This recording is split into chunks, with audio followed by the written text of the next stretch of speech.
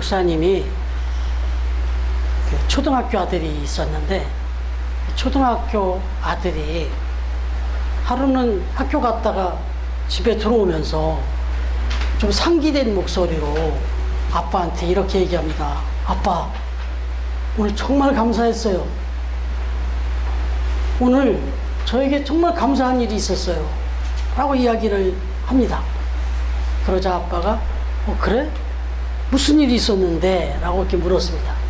그랬더니 오늘 학교에서 점심시간에 계단을 이렇게 내려가다가 좀 뛰어내려가다가 발을 헛디뎌 가지고 계단에서 7바퀴나 굴렀어요. 그런데 봐요, 어디 한 군데 다친 데도 없고 상한 데도 없고 이렇게 멀쩡해요. 이건 정말 하나님이 지켜주신 게 분명해요. 그래서 너무너무 감사했어요. 이렇게 이야기를 합니다.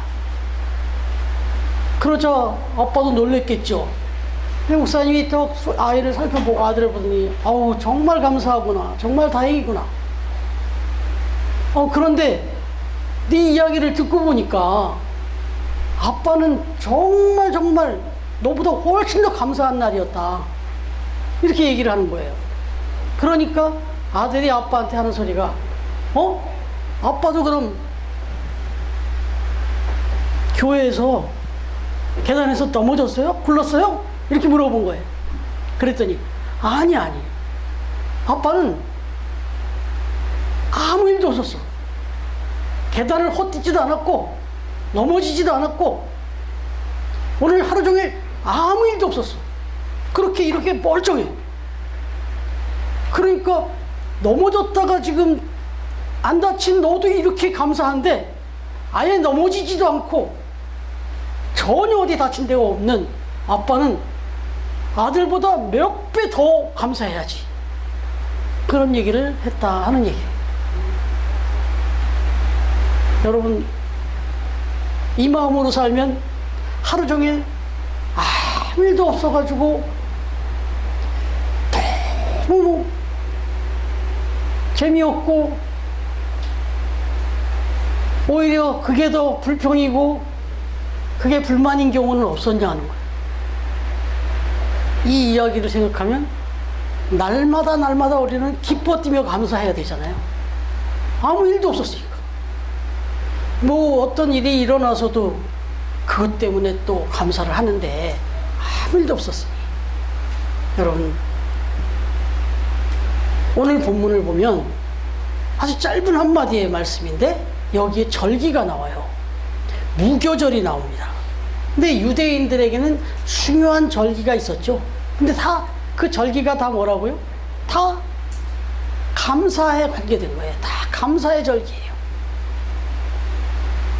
절대로 감사를 잊지 말고 살라고 하나님이 절기를 주신 거예요. 그런데 바로 여기에 지금 그렇게 내려오던 절기, 바로 무교절이 나오는데 유대인 달력으로 보면은 정월 14일이 6월절입니다. 근데 그 6월절부터 이어서 7일 동안을 지키는 절기가 바로 무교절이에요. 그래서 이 무교절을 지킨다 하면은 6월절부터 지키는 거예요. 6월절부터 이어서 7일을 지키는 거니까. 그렇기 때문에 여기 오늘 말씀을 보니까 무교절 후에라고 이렇게 나오죠. 이 말은 무교절도 지켰다는 얘기예요. 무교절부터 지켜서 6월절을 지키기. 그러니까 6월절부터 지켜서 무교절을 지켰다는 얘기가 되는 거예요. 6월절을 지키고 그 일주일 동안을 지나서 무교절을 지켰다. 일주일 동안을. 그렇게 얘기가 되는 거예요. 근데 한번 생각해 보면 바울 사도가 빌립보에서 6월절과 함께 무교절 절 끝날까지 다 지키고 이제 떠났다는 얘기예요. 예? 유교절도 지키고 6월절도 지키고 무교절도 지키고 그것까지 다 끝날 때까지 7일 동안 다 온전히 지키고 떠났다, 이런 얘기가 돼요.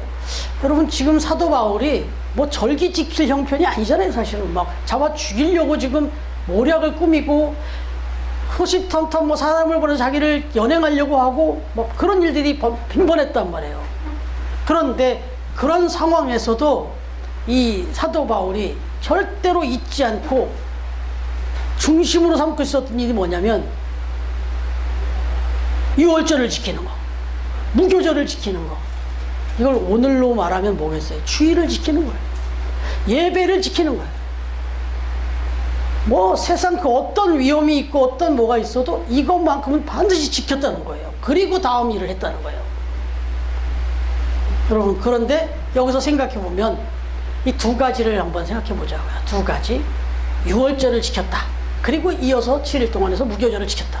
그럼 먼저 유월절을 지킨다는 의미가 뭘까? 왜 이렇게 그 위기 속에서, 그 어려운 바쁜 상황 속에서도 이걸 꼭 지키고 그리고 떠났는지.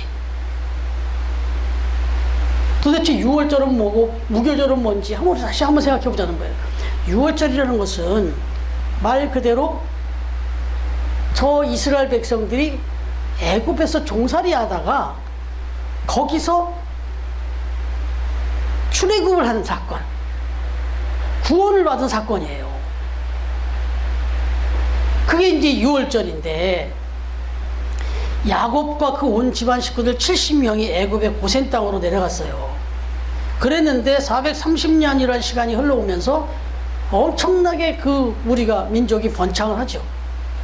요셉이 애굽의 총리로 영향력을 행사할 때는, 그때는 사실 또 너무 좋았어요. 애굽에 사는 것도 너무 좋았어요. 자기 나라가 아니고 어떻게 보면은 거기에 지금 이민들인데, 그런데도 불구하고 이방 사람들하고 같이 사는데 너무 좋았어요. 그래서 사실 너무 많이 거기에 젖었어요. 이제 하나님이 없어도 될 것 같을 정도로 그렇게 살았어요. 그러다가 그렇게 살아가다 보니까 자기들이 궁극적으로 들어가야 될 저 하나님의 나라로 예표되는 저 가나안 땅에 대한 약속도 잊어버리고 그렇게 살았어요. 그러자 하나님의 경륜은 어김없이 이제 요셉이 죽고 요셉을 모르는 총리가 나오고 뭐 이런 상황이 되면서 점점점 이렇게 강성해진 이 이스라엘 백성들을 보면서 안 되겠다 해서 핍박이 시작되죠. 그때부터 엄청난 종살이를 하게 되죠. 정말 뭐 우리가 그 애니메이션으로든 영화로 보면 엄청난 그 고통을 당하면서 종살이를 하잖아요. 그런데 그 종살이를 하던 중에 이 이스라엘 백성들이 그 종살이를 하는 가운데 하나님의 음성을 듣습니다. 모세를 통하여. 너희들이 가족 식구를 따라 양을 준비했다가 정월 14일에, 바로 이게 이제 유월절이 되는 건데, 정월 14일에 해가 넘어가면 그 양을 잡아가지고 고기는 전부 구워 먹고 그 피는 받아가지고 문설주에다가 다 발라놓아라. 그러면 그날 밤 죽음의 천사가 애굽 땅에 내려왔을 때 문설주에 피가 이렇게 발려져 있는 집은 넘어갈 것이고, 그렇지 않은 집은 그 집에 들어가서 그 집의 장자들을 다 죽여버릴 것이다. 이런 메시지를 전해봤습니다. 이 이야기를 듣고 이스라엘 백성들이 그대로 행하죠. 왜냐하면 이미 이게 10번째 재앙의 서곡이거든요. 9번 그 대재앙을 정말 다 봤기 때문에 이 10번째 재앙에서 온 이스라엘 백성들이 다 그렇게 순종합니다. 그러고 나서 그렇게 문설주에 피를 바르고 어린 양의 그 피를 바르고 다 잠들게 되죠. 그런데 아침에 일어나 봤더니 애굽 천지에 뭐 방성되고 그야말로 뭐 초상집이 돼버린 거예요. 여기저기서 통곡이 있고, 정말 그 모세를 통해서 했던 말씀대로 그대로 벌어진 거예요. 우리 집은 이 피를 발랐더니 그 재앙이 아무런 재앙도 없이 그대로 넘어간 거예요. 그래서 유월이에요. 이게 넘어간다는 뜻이에요. 유월이 1, 2, 3, 4, 5, 6월이 아니고 넘어간다는, 넘을 유자예요 이게. 여러분, 그렇게 해서 결국은 이 바로가 이 이스라엘 백성들을 다 풀어줍니다. 그래서 60만 명, 장정만 60만 명이 넘다고 하는 사람들이 처자식을 다 데리고 당당하게 백수대낮에 애굽을 다 탈출합니다. 그냥 출애굽을 합니다.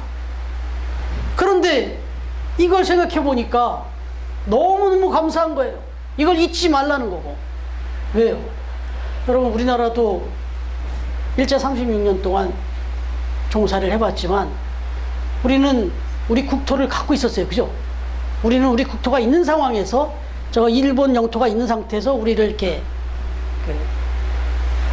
핍박을 했죠. 그래서 어떤 면에서 그래서 또 우리가 막 독립운동도 할 수가 있었어요. 그래서 우리 영토가 있으니까 이 영토에 대한 그 주권의 회복을 위한 막 싸움이 있을 수 있었어요. 그런데 이 이스라엘 백성들은 자기들 영토가 없어요. 지금 애국 땅에만 사는 거예요.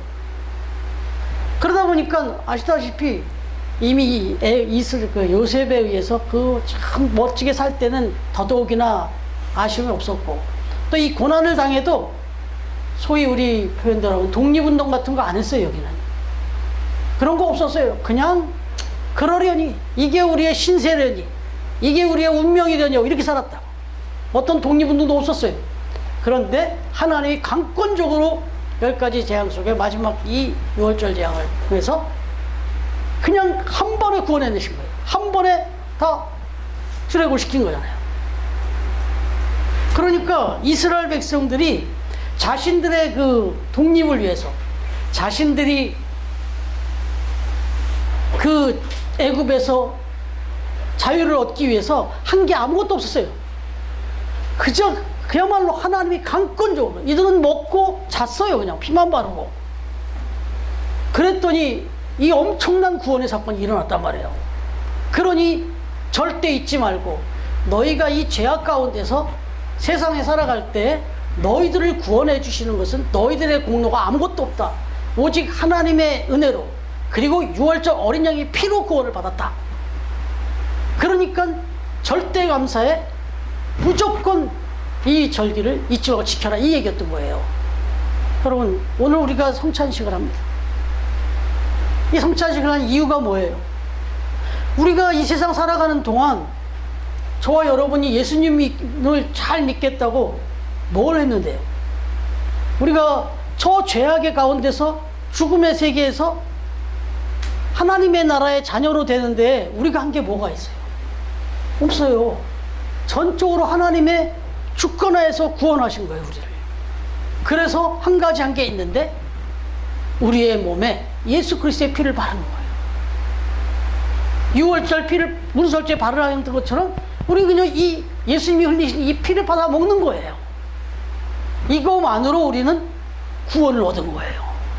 우리의 죄악이 씻김을 받고 천국에 들어갈 수 있는 자격이 얻어졌다. 그러니 얼마나 감사해요. 그래서 사실은 주일마다 예배 드릴 때마다 이 성찬식을 초대교회는 모일 때마다 했어요. 왜요? 이건 절대 잊으면 안 되고 절대 감사니까. 무슨 일을 하든 이게 제일 중요하고 제일 우선이었어요. 근데 지금은 우리가 이걸 매주 못하죠, 형편상. 그래서 캐톨릭은 지금도 매주 하죠. 여러분, 바로 성찬식의 의미, 구원의 의미를 분명하게 우리에게 각인시켜주면서 절대로 감사해야 되는 것이 6월절이다. 그래서 이 사도 바울이 이 6월절을 목숨 걸고 지켰던 거예요. 자기가 목숨이 위험한 상황에서도 지킨 거예요. 그 다음에 그렇게 7일 동안을 지켜서 무교절을 지켰다고 그러는데, 그럼 무교절은 뭘까요? 무교절은 그야말로 고난 가운데서 이제 해방돼서 정말 그 애굽을 떠나서 홍해 바다를 건너기까지, 그리고 이후에는 이제 광야에서 또 하나님이 동행하시는 이 모든 것들을 생각할 때, 무엇보다도 애굽을 떠나 홍해 바다를 건너기까지 겪었던 고난의 여정을 기념하는 것이 무교절이라.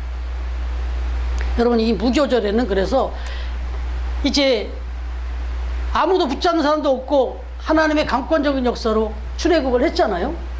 그래서 이제 출애굽에서 우리가 당당히 나오긴 했어요, 이스라엘 백성이. 그러나 갑자기 그날 밤 6월절에 그런 일이 벌어지고 바로 그 다음날 출애굽을 했으니 뭘 그렇게 단단히 준비하고 나갔겠어요. 그러다 보니까 급하게 어쨌든 빨리 더 마음 변심하기 전에 빨리 또 이제 출발하는 그런 것이다 보니까 뭐 음식을 제대로 준비해서 못 나왔어요. 그래서 무교병이라는 걸 먹었다고요.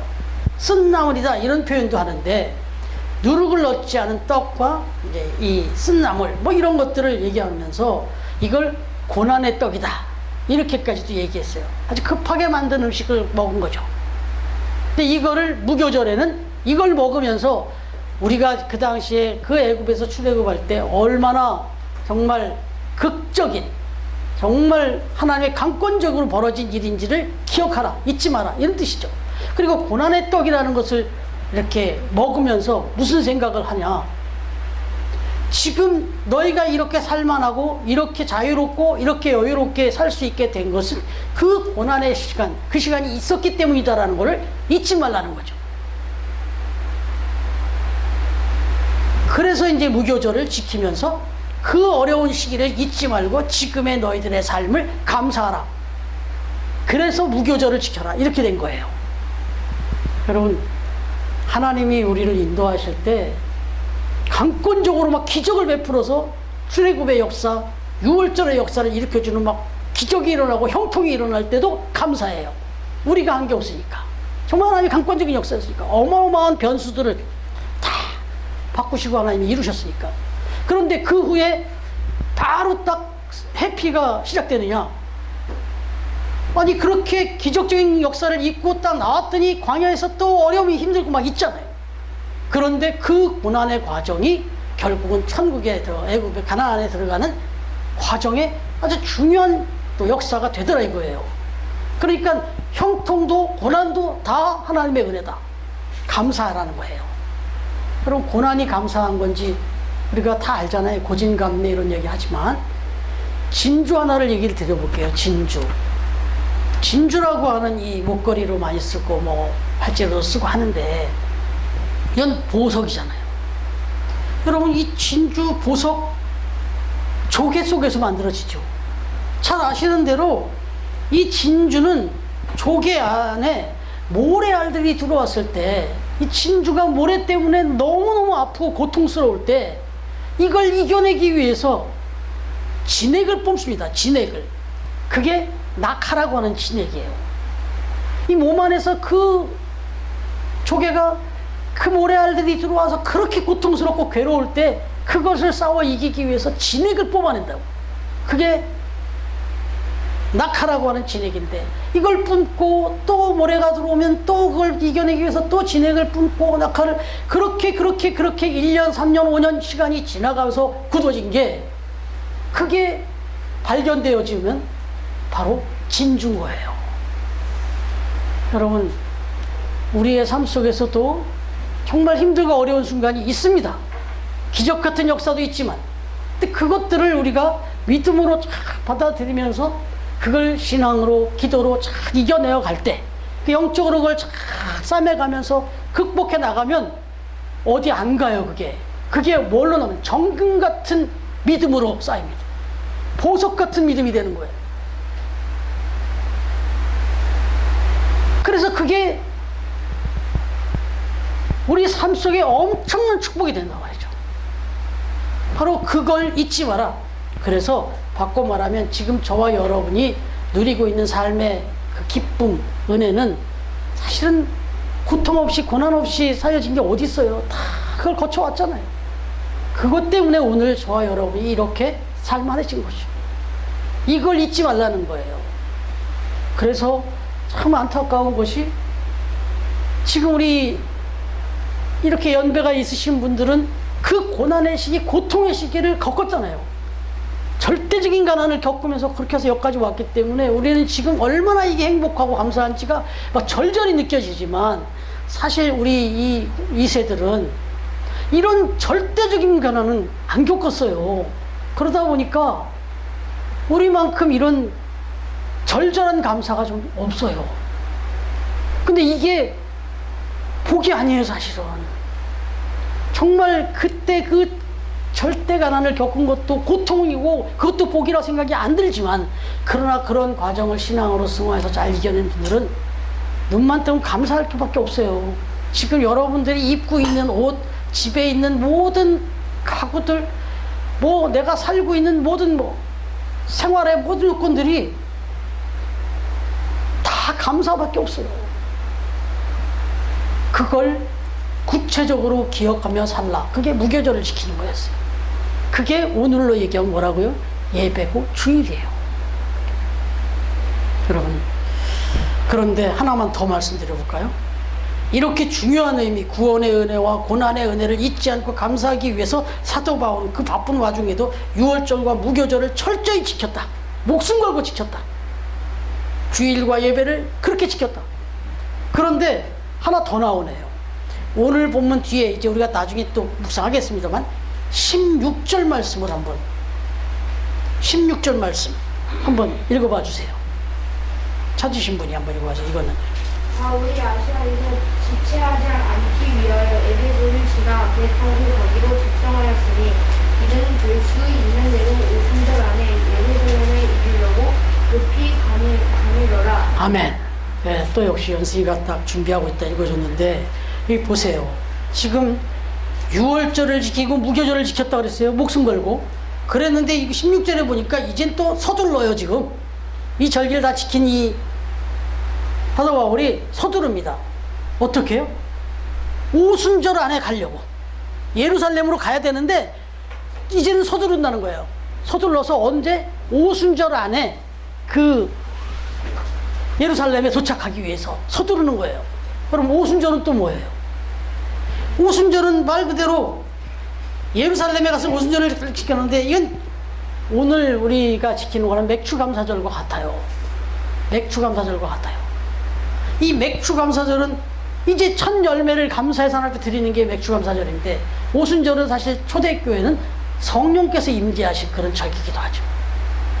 역시 또 하나님 앞에 우리의 이제 인생을 책임져 주시고 동행해 주시기 위해서 함께 해 주시기 위해서 임마누엘로 와 주신 그 날이 오순절인데 바로 이 절기를 또 지키기 위해서 매일 이제 또 서두릅니다.